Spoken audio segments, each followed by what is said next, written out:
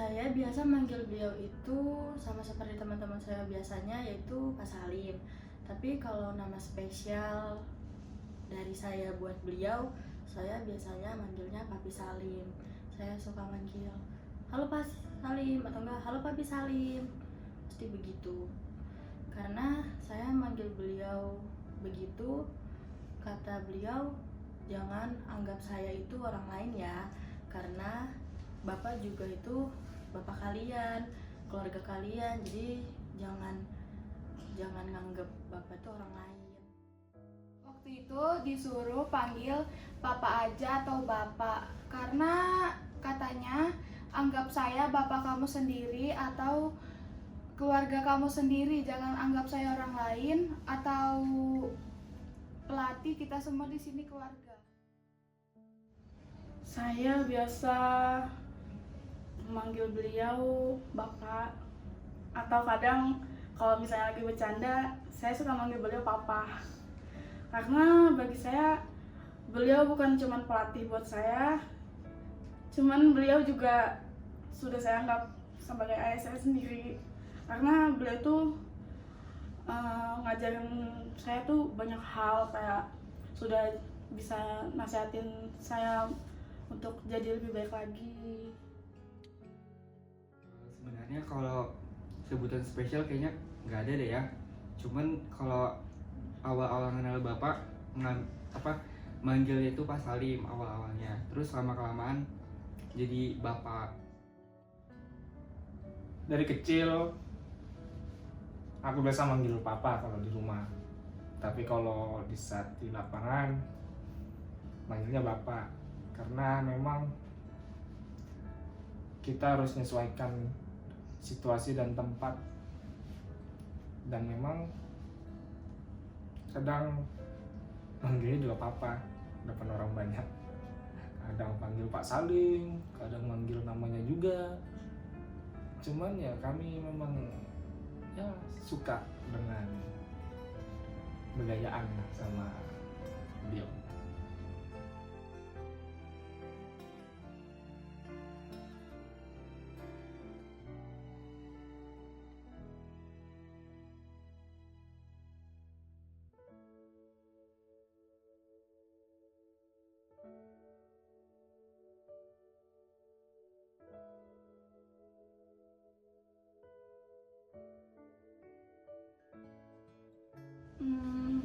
Banyak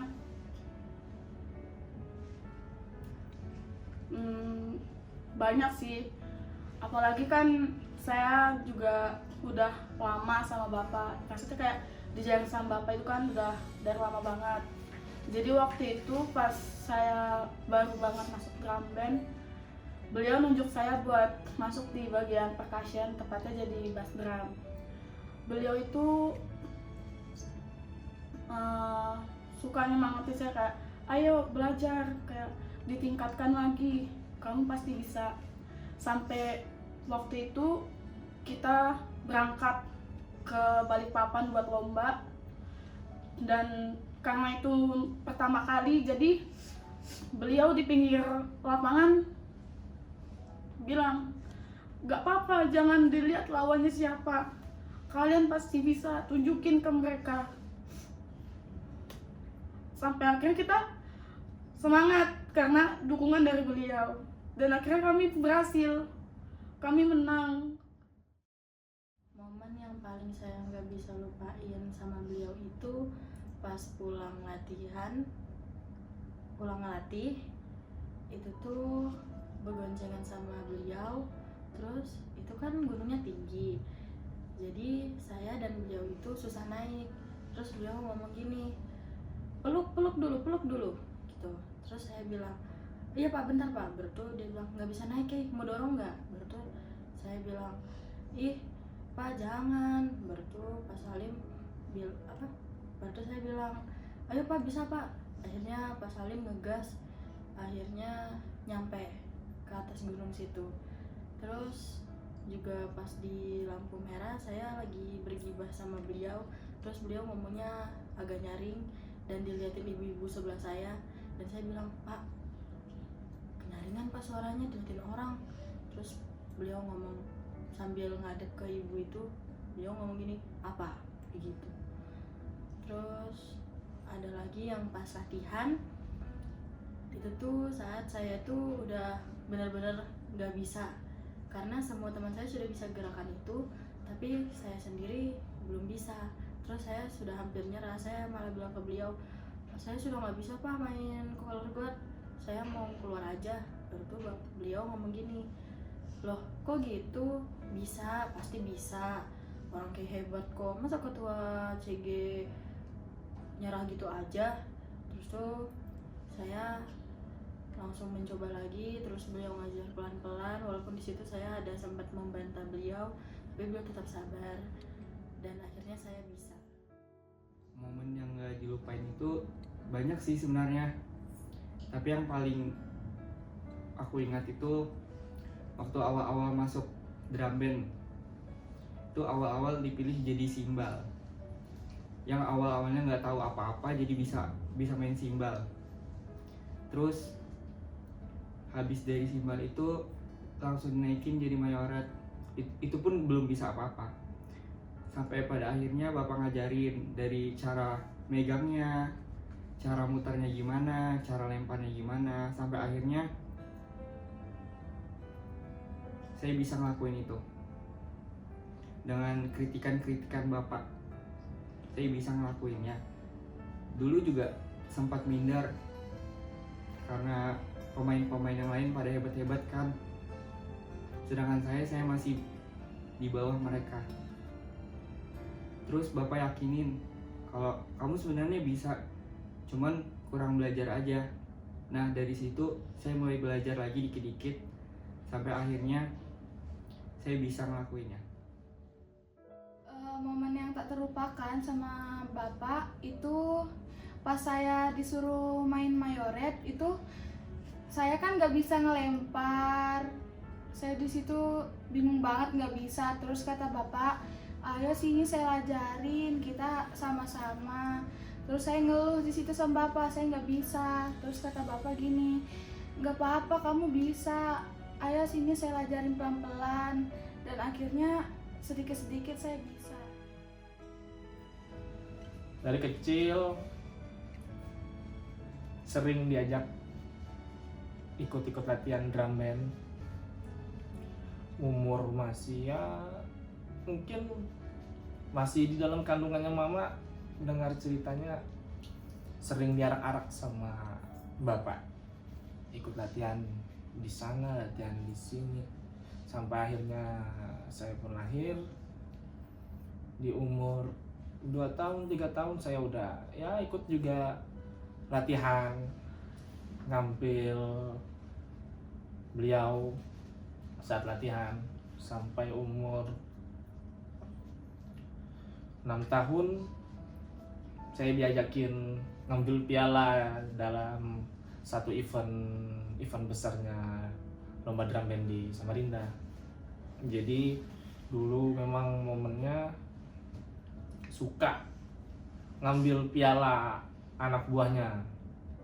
Jadi saya yang disorong sama beliau untuk maju ke depan supaya orang semua pelatih Samarinda itu tahu kalau saya anaknya beliau, anaknya Pak Salim.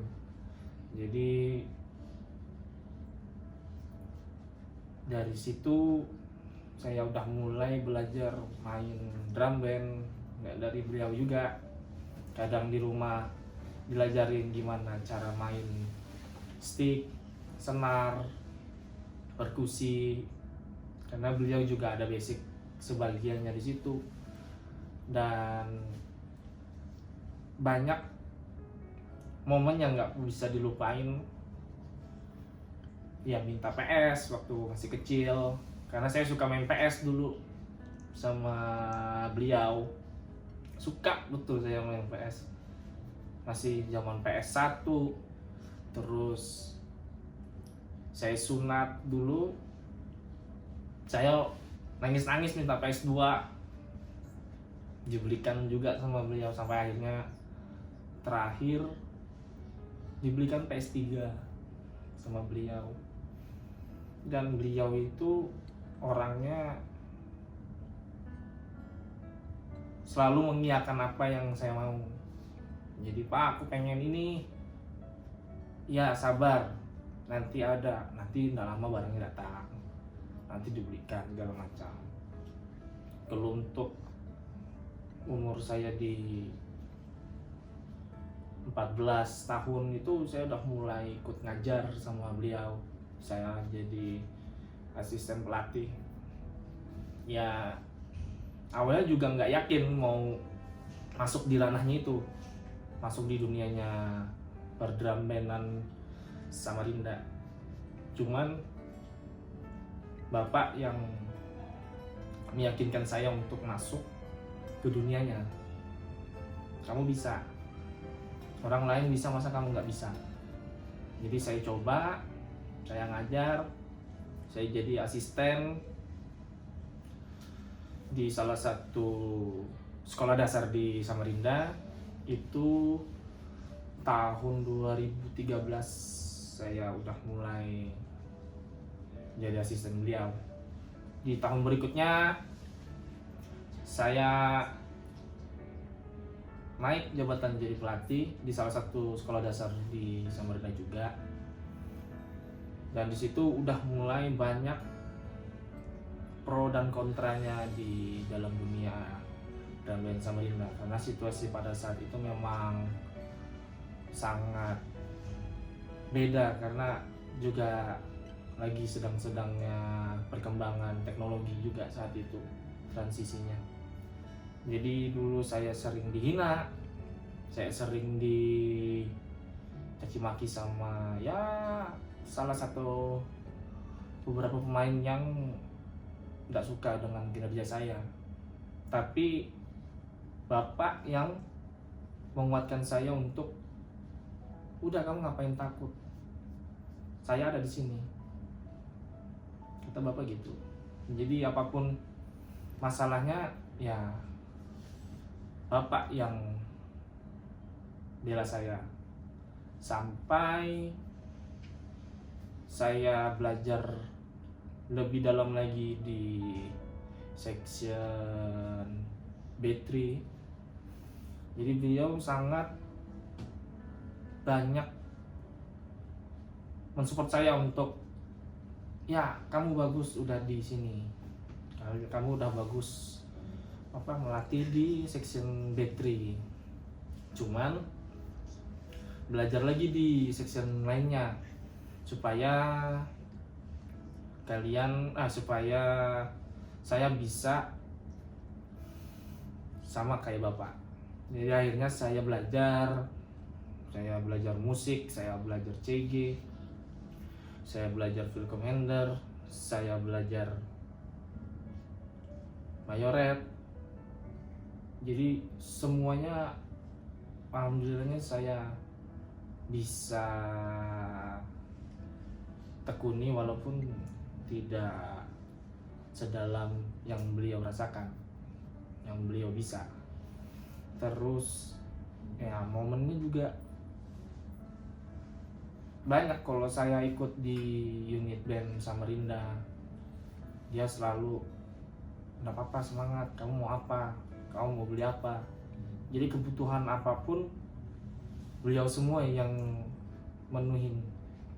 Sampai akhirnya saya kadang juga egois juga, minta, "Pak, aku pengen motor ya." "Kayak apa ya?" aku bilang. "Ya bisa, nanti kita cari motor buat bisa ngajar kemana-mana." Jadi dulu saya memang kalau ngajar satu motor sama beliau, karena memang ya banyak unit yang diajarin, otomatis kan juga transportasinya harus bertambah.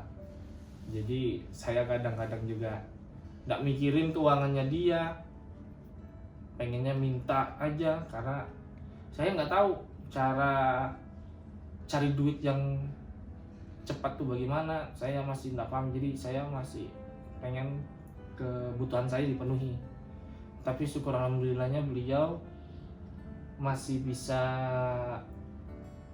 memenuhi semuanya. Dan saat dia sakit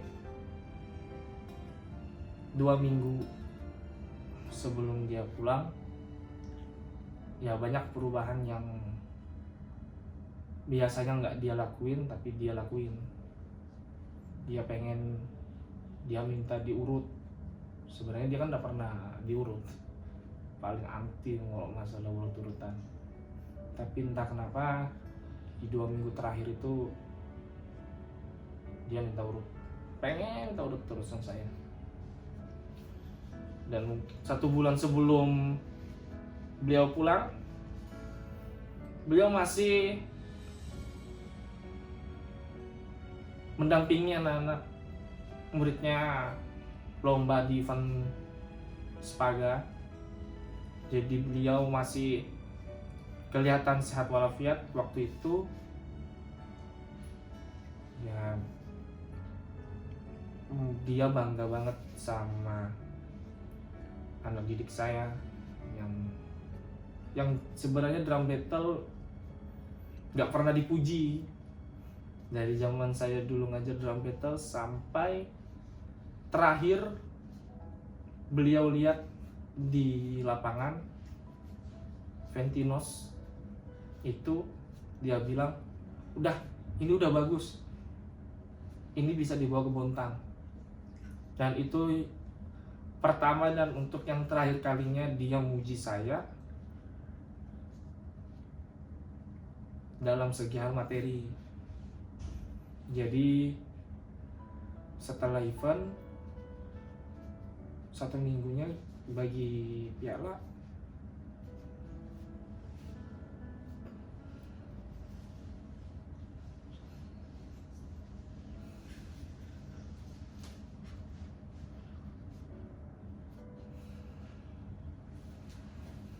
Bapak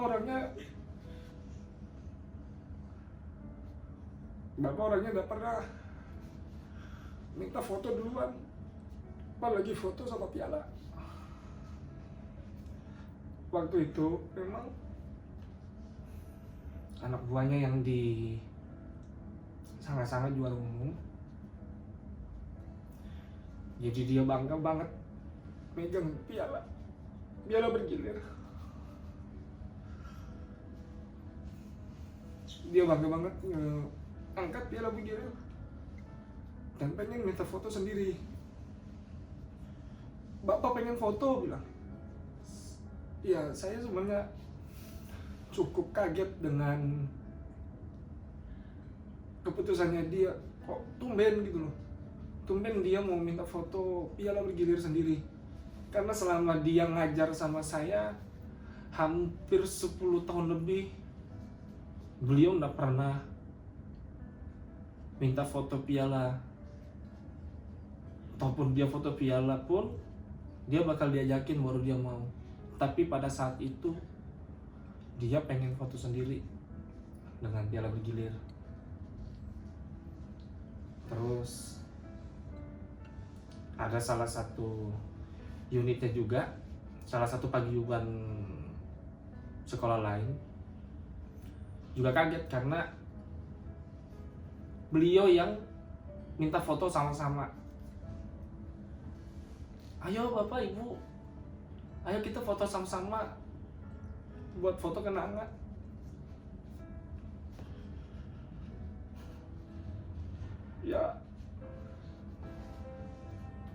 Ya kami nggak tahu, karena yang diajakin foto kan orang tua kelas 9, mungkin maksudnya beliau itu kenang-kenangan buat anak-anak orang tua kelas 9.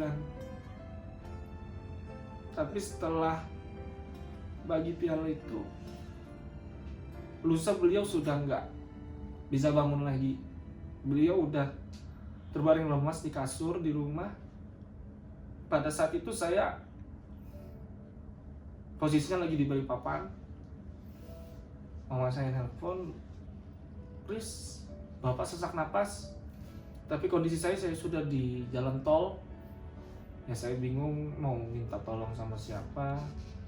Jadi akhirnya saya minta tolong Nadia sama Eja buat nyusulin Pak Salim di rumah, karena Mama saya memang nggak bisa motor, apalagi rumah saya waktu itu gunung di ujung, jadi nggak ada yang, ya pokoknya susah lah aksesnya kalau untuk ke sana. Jadi setelah pulang dari Balikpapan, saya datangi beliau, ya kondisinya beliau udah lemas,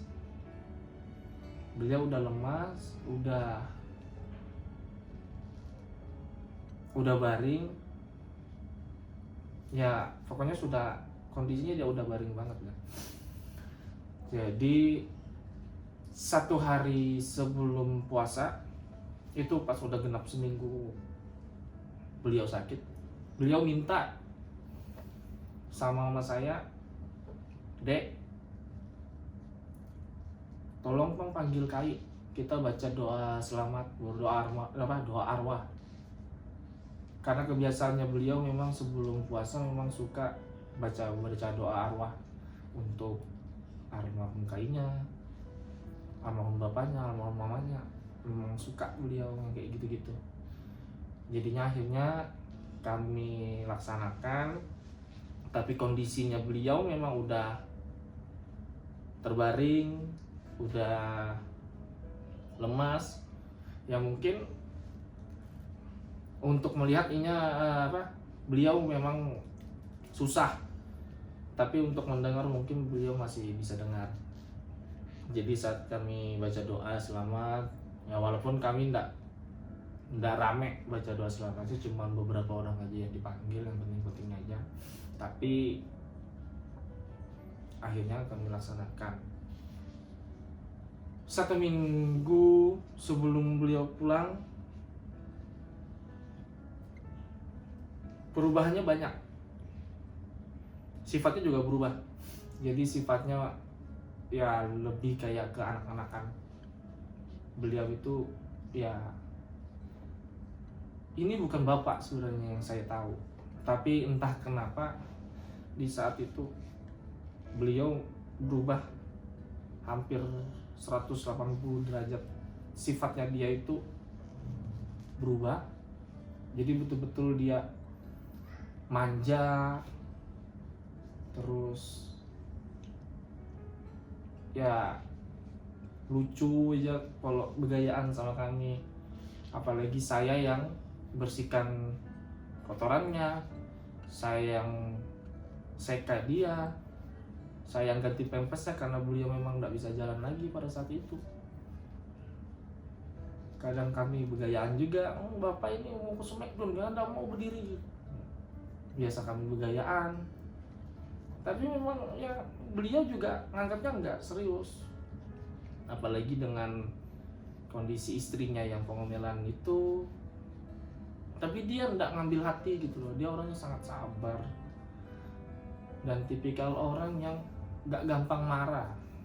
Kalau dia apalagi di saat sakit aja, dia mungkin kalau pada saat sakit kemarin 1 minggu itu memang suka meraju. Kalau misalnya ada kemauan dia yang ditunda, itu dia langsung kayak marah, ngamuknya bukan ngamuk ngambur, enggak, cuman diem kayak ngamuk gitu, kayak anak kecil lah pokoknya.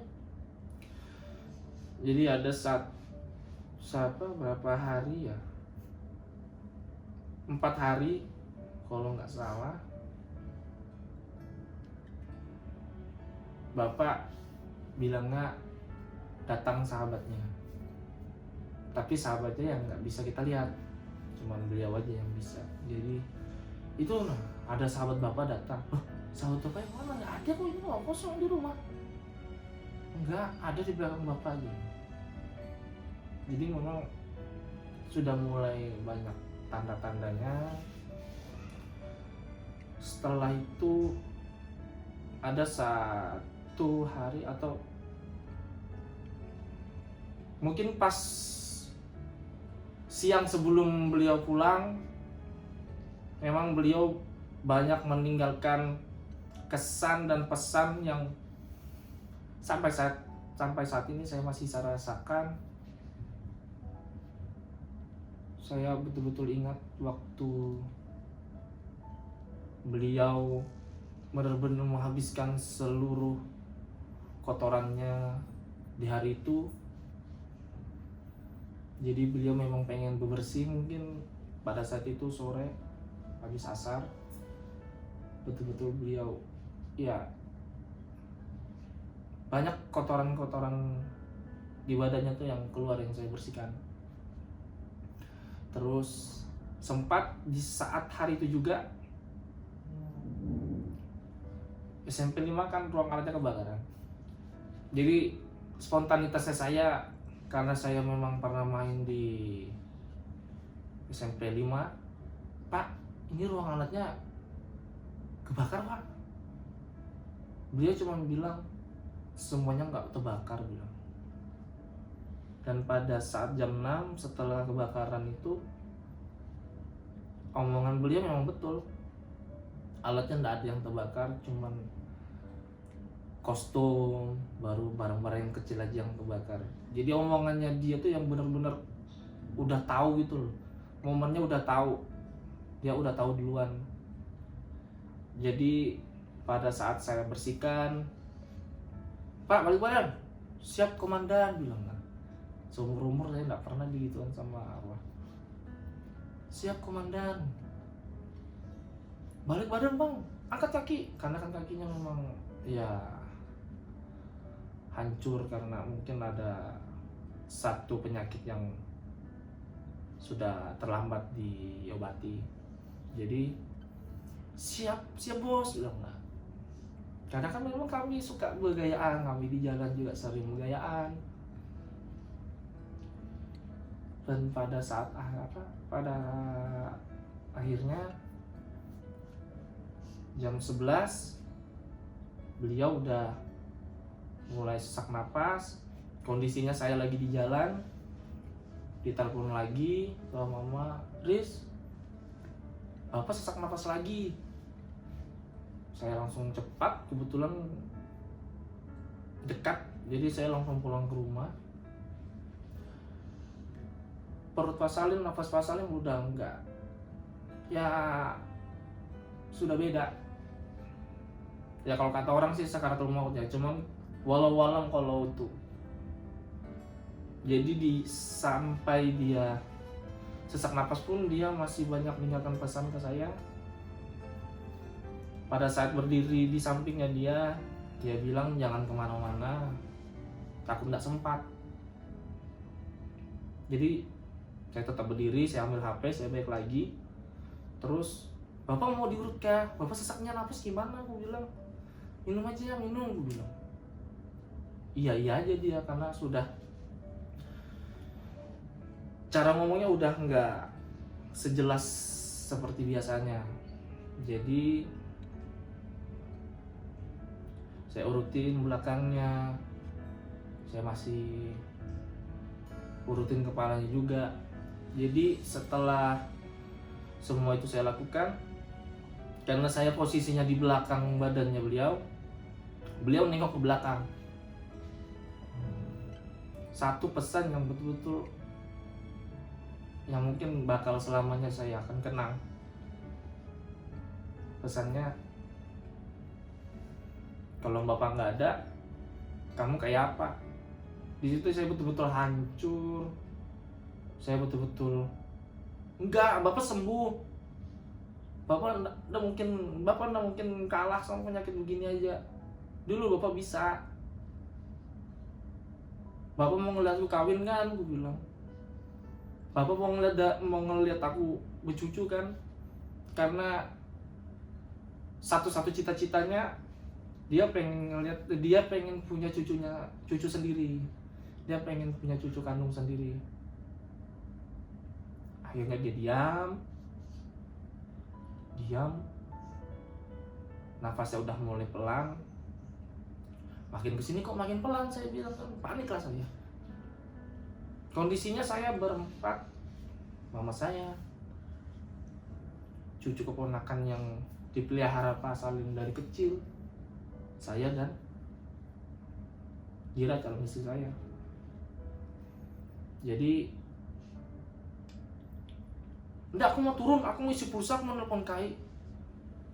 dia udah ngelarang sebenarnya, jangan gini kak, perasaanku udah enak. Enggak, nggak apa-apa, aku bilang. Bapak nggak apa-apa, aku bilang. Turunlah kami dari rumah. Di pertengahan perjalanan masih ya dia ngulang dengan perkataan yang sama. Makin nggak enak perasaanku kak. Ya nggak apa-apa, insya Allah bapak nggak apa-apa, sehat bapak di sini, sehat, aku bilang. Akhirnya saya isi pulsa, saya naik ke rumah, saya buka pintu. Mama saya cuma bilang, bapak udah nggak ada. Saya betul-betul sudah teriak habis-habisan. Saya dibilang penyesalan, sebenarnya nggak ada juga penyesalan karena saya yang ngurusin dia. Tapi saya nyesalnya, kenapa bapak nggak nepati janjinya? Untuk pertama kalinya bapak nggak nepati janjinya ke aku, mau ngeliatin aku berkawinan, mau ngeliatin aku bercucu sendiri.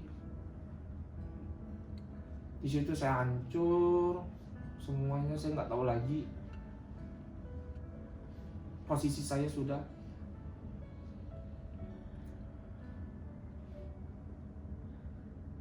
Bapak kok ninggalin?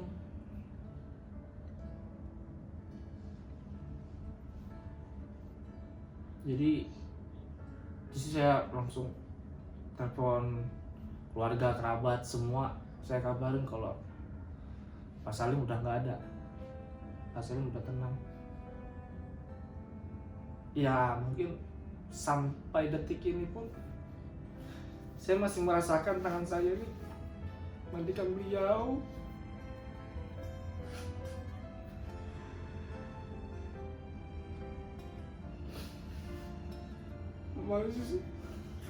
Masih berasa tangan saya.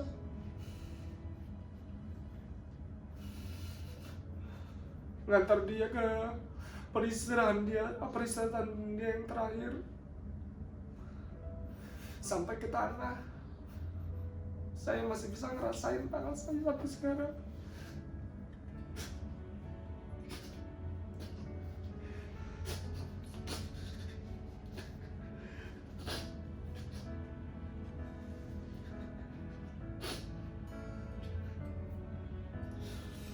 Dan sebelum dia meninggal, memang saya beli pempas, sering beli pempas, tapi enggak tahu kenapa waktu itu saya beli pempas isi 12 pieces. Harganya memang agak lumayan mahal. Terus saya pulang ke rumah, saya bilang ke bapak, Pak, ini aku beli pempas sekian-sekian. Kalau misalnya pempes ini habis, Bapak sembuh ya. Bapak bisa berdiri lagi. Bapak bisa jalan lagi ke WC. Iya, dia bilang. Dan betul kata dia. Pempes terakhirnya pada saat dia udah nggak ada. Jadi sedikit menyesal kenapa niat saya begitu. Tapi memang mungkin udah janjinya beliau sama yang di atas, tugas beliau udah selesai di dunia. Jadi kalau mau diceritakan semua momennya nggak bisa diceritakan dengan kata-kata.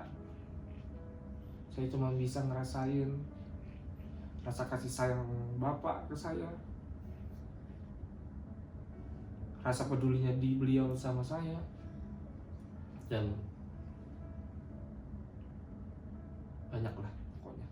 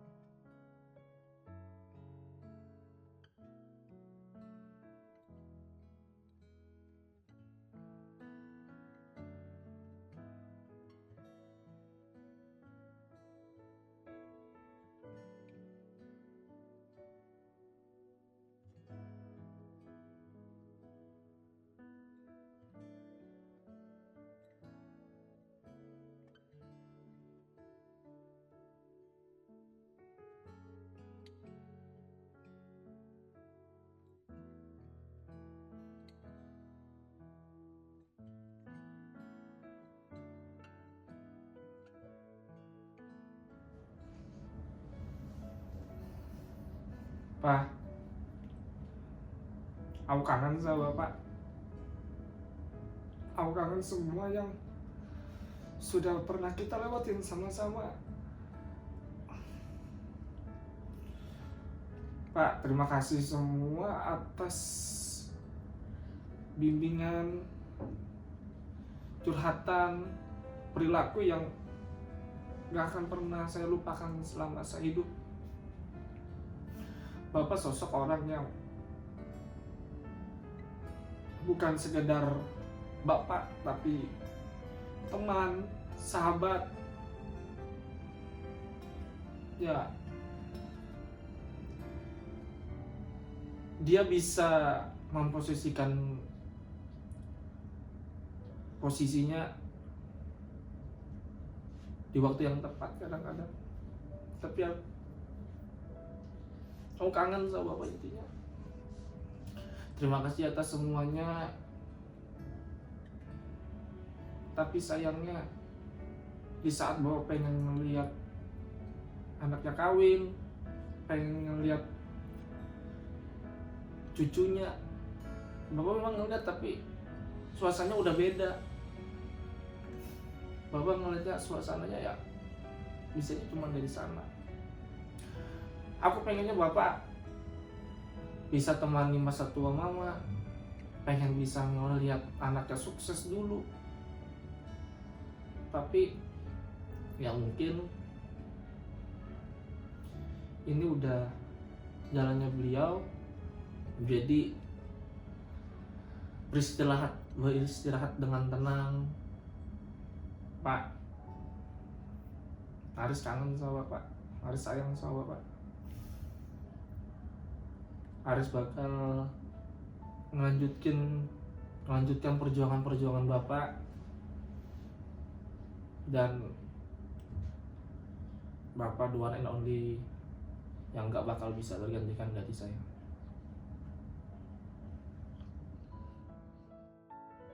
Kalau Bapak ada di sini, saya mau berterima kasih sama Bapak karena banyak banget ilmu yang diberikan pada saya. Beliau sangat baik pada saya. Terus apa ya? Kayak saya kangen sama Bapak. Yang saya mau sampaikan ke beliau itu adalah yang pertama, terima kasih untuk beliau karena selalu sabar mengajari saya dan teman-teman. Dan saya juga ingin bilang bahwa saya kangen sama Pak Salim. Saya kangen sekali sama Pak Salim. Kangen Pak Salim tuh ngeliatin anak-anak 34, kayak ngeliatin latihan, terus tuh minta beliin ini, beliin itu, terus tuh ngebela kita kalau dimarahin Kak Haris atau Kak Fahmi. Terus pokoknya Kayla kangen dan mewakili semua di sini kalau kita kangen sama Bapak. Semoga Bapak senang ya di sana. Kalau Bapak di sini, Eja kangen banget sama Bapak. Eja kangen kritikan Bapak, marah-marahnya Bapak. Eja kangen Pak. Bapak udah jadi kayak Bapak Eja sendiri. Tanpa Bapak Eja nggak bisa apa-apa. Eja nggak tahu apa itu marching band, drum band. Pak, kalau Bapak ada di sini, Nadia cuma mau bilang Nadia kangen sama Bapak. Makasih selama ini udah ngajarin Nadia banyak hal. Udah jadi pelatih sekaligus ayah yang baik buat Nadia sama buat teman-teman yang lain. Makasih buat ilmu-ilmu dari Bapak, nasihat dari Bapak, atau dukungan-dukungan, masukan-masukan dari Bapak. Tanpa Bapak, Nadia sama yang lain gak bakal jadi apa-apa sekarang, Pak. Nadia bakal selalu ingat Bapak sampai kapanpun. Nadia sayang sama bapak. Makasih Pak Salim. Kayla bangga sama Bapak. Kayla juga beruntung bisa ketemu orang seperti Bapak. Bapak bukan hanya pelatih kami, tapi Bapak juga keluarga kami. Dan pokoknya saya cuma bisa bilang terima kasih Pak Salim. I love you Bapak. Satu hal dari Nadia, terima kasih. Gak ada kata-kata lain dari Nadia selain makasih. Makasih banget udah jadi pembimbing yang baik, udah jadi penasehat yang baik, support system yang baik buat Nadia dan teman-teman Nadia. Intinya Nadia sayang sama Bapak. Nadia bangga jadi anak didiknya Pak Salim. I love you Bapak. Terima kasih banyak yang sebesar-besarnya buat Bapak.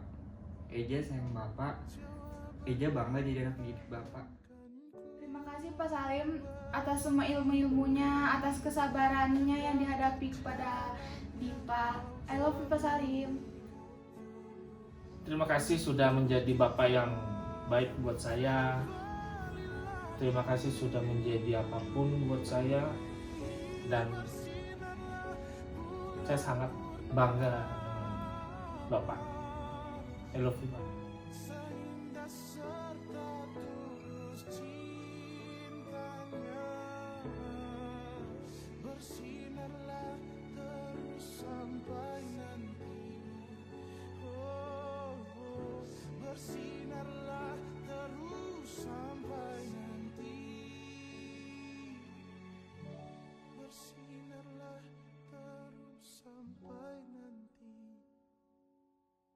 Lagu